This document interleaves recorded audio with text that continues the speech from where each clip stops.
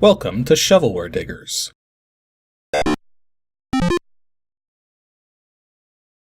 Our dig team's currently excavating the Softkey Shareware 2000 Hit Games 2CD collection. You can find a link in the video description containing the entire directory structure of this archive.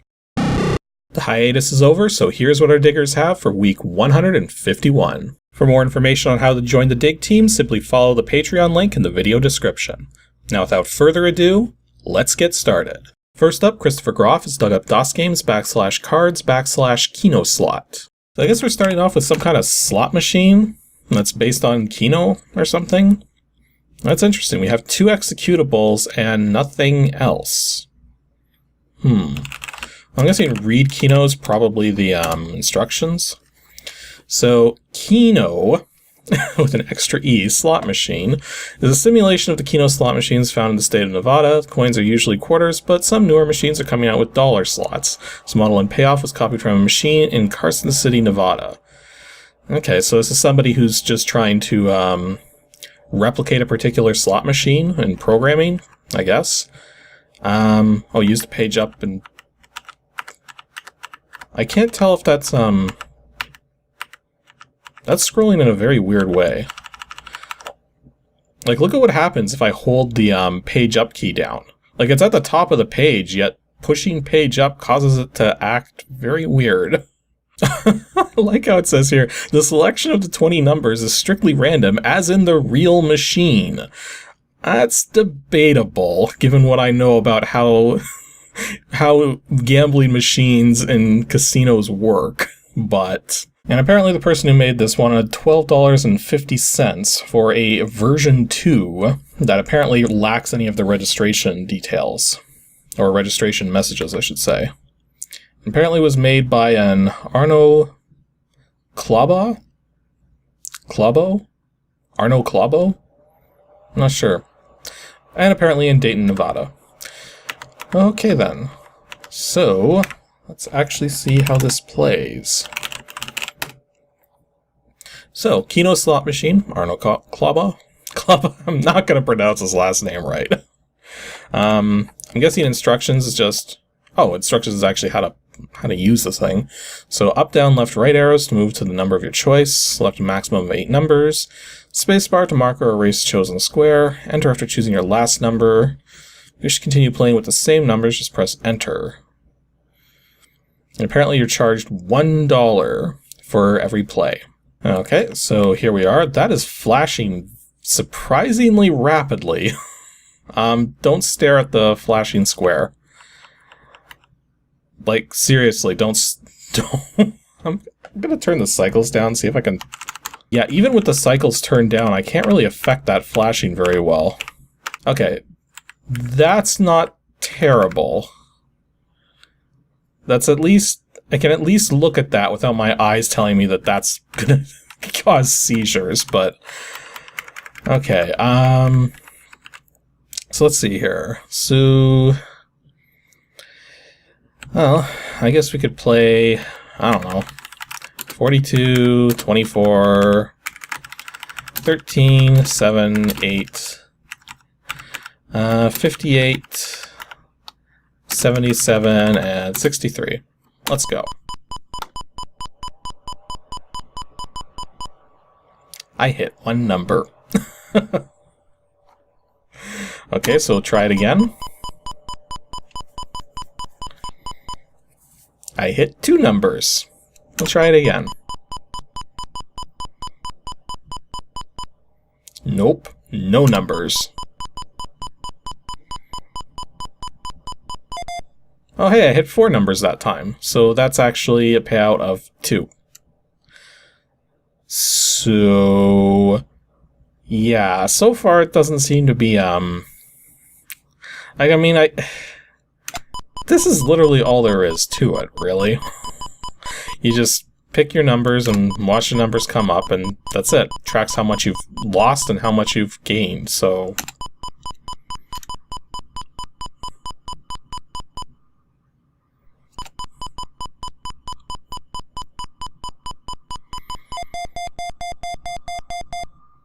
Okay, so I just hit 5 numbers there, and it counted them up one at a time. given the fact that if you were to hit all 8 numbers, it would be 10,000 payout, that would take forever trying to count those up one at a time. So I'm hoping the guy made it so that in the extraordinarily unlikely event you did hit a big value like that it would actually count it up faster than that. Oh hey, unregistered shareware, unregistered shareware, unregistered shareware. Danger, Will Robinson, danger! Yeah, there's really nothing more to this. Like, whether... Like, for the amount of polish it has isn't that bad. So, I guess if somebody really wanted something like this, they, like, just to test, like, Keno number potentials, like, it's a thing. Like, I don't know. If this specifically appealed to you, then $12.50 isn't too bad, but for everybody else, this is probably a complete waste of money.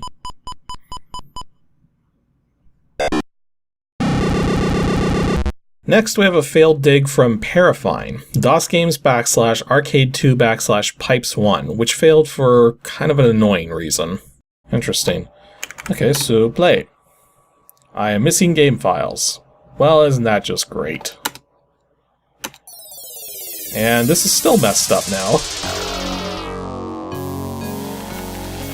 Okay, well, let's see if we can fix this thing. I hit quit.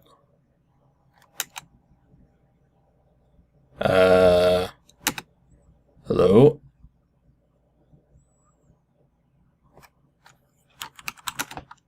I think it crashed. Oh boy. Okay, so I could probably fix this, but it would not be easy, and we're just seeing like the one missing file. There could very well be other files missing, so this is going to have to be a failed dig, and unfortunately, I don't have any other digs from Parafine, so if you send in some more, it'll put you back at the top of the list, but until then, just going to have to move on. So since Parafine ran out of digs, our next dig comes from Zinfidel ZT, which is DOSGAMES / Arcade2 / PSHLCK. I'm gonna guess it stands for something like push your luck, or maybe push a lock or something. I don't know. Well, we know it's push because it seems to be ML push. I'm guessing SCR is a score file. Let's see what the doc says. Microlink Personal Computers Users Group presents Push Your Luck by Bob Lancaster. Why do I get the feeling we've actually played something like this? Or actually, now that I think about it, maybe we played something else by the same person. So in Push Your Luck, you start each round by rolling 2 blocker dice. These are displayed in a window in the upper left corner of the screen. You then begin rolling 5 dice. Any dice which match either the blocker dice are discarded, and the rest are added to your score for that round at face value. If you have any dice left, you're asked whether you want to stop rolling or push your luck by rolling again. And it's called pushing your luck because if you lose all of your remaining dice during a round before stopping, you lose all the points you had accumulated for that round. Okay. So it's basically a dice scoring game. Some interesting controls there. So we definitely haven't played this. Actually, before I quit out of the file here, let's see if there's any registration info. Oh yeah, these were some of those other games, and I'm pretty sure we played at least 1 or 2 of those. So I'm guessing there's going to be some kind of registration info here. I hope he just wants $5 donation for it if you're so inclined. Otherwise, the game is perfectly free. Well then, let's see what we got. ML push. Not ML plush, ML push. So Microlink Personal Computers Group. And push your luck. Dedicated with love to my mom, who often told me I was pushing my luck. Probably were. Yeah, Shareware wasn't exactly a lucrative market for most players. You know, companies like Apogee and Epic Mega Games were kind of the exceptions. Okay, so enter my name. I'm not going to be a player 2. Play against PC? Sure. Press enter for my turn. Okay, so my blockers are 2 and 1. So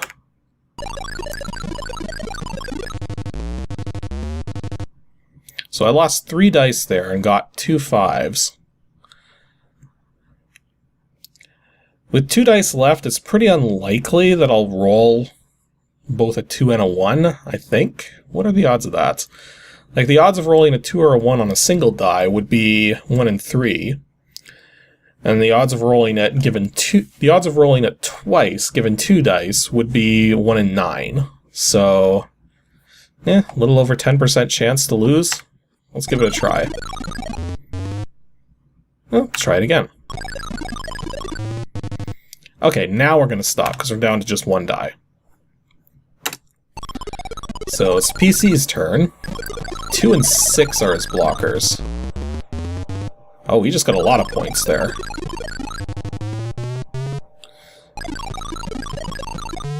I call shenanigans.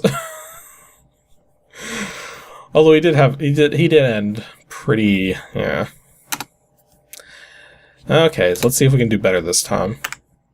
Even though it's like completely luck-based, you're basically just deciding whether to keep going or stop. So 4 and 3 are my blockers, so okay, only lost 1 die. That's not bad. Ooh. That's kind of bad. We'll give it one more go. Yep, we're done. That's terrible. Oh, are you serious? Well, computer's about to rack up a ton of points. He didn't even... Oh, finally hit a couple 3s there.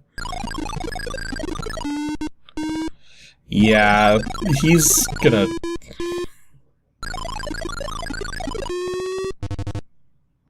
Come on, 2 3s. Damn it. Oh, wow. Okay, so now I'm not doing so well. But this is entirely luck, right? So... Oh, really? 6 and 5? They're like the best... Oh my... This is turning out really bad for me. Oh my... I got 3 points. Oh man. I'm not mad about it, just because of the nature of the fact this is 100% random.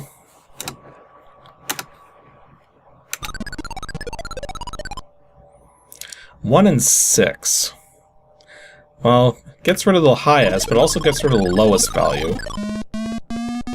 Well, it's not a bad start.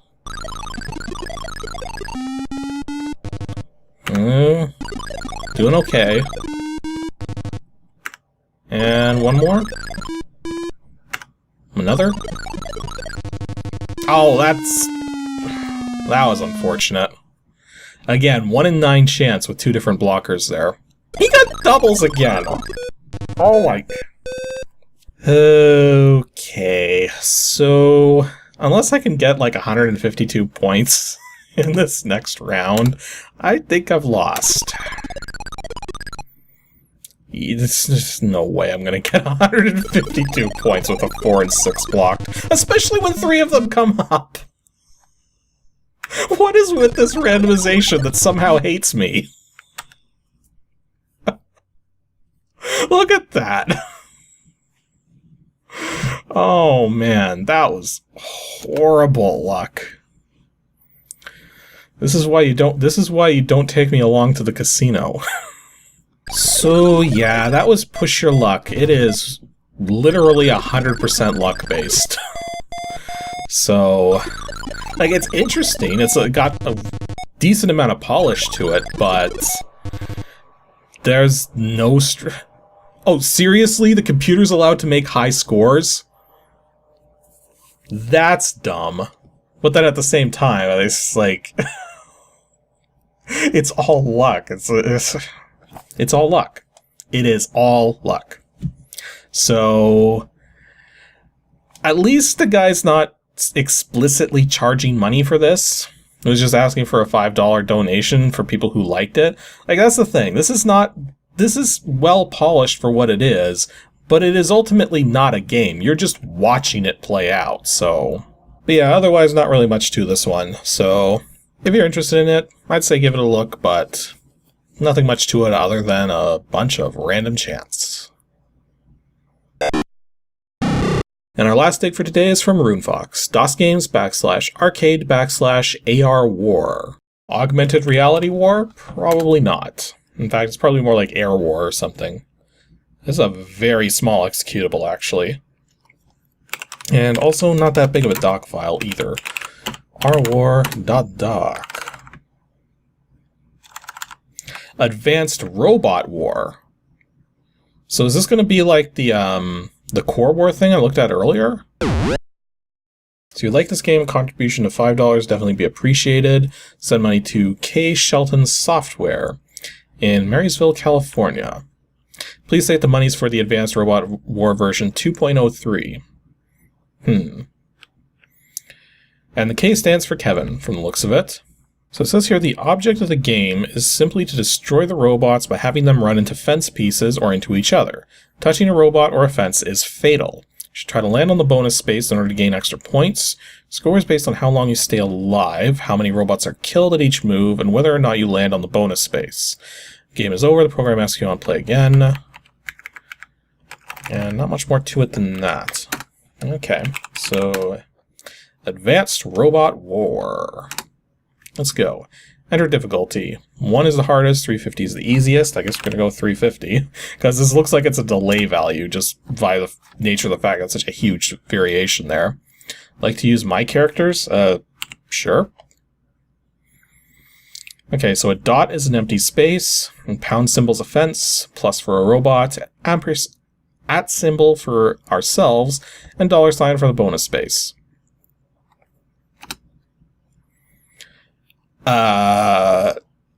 Interesting controls. Okay, so just based on that, it looks like it's sort of like with like an old Sierra adventure game, where you push one direction, you keep moving in that direction. And it looks like diagonals are valid too, so numeric keypad at the ready. Okay, so here's our board. So just looking at this, it seems that... Well, first of all, it's all in monochrome. That actually makes it hard to figure out what everything is. So I want to go up, and I'm already dead. Well, isn't that great? Let's try this again. Okay, so... Okay, it moves one at a time.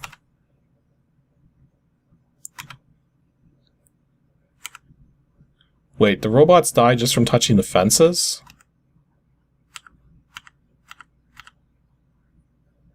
So that actually wasn't that hard at all. You just sort of stand still and they all die.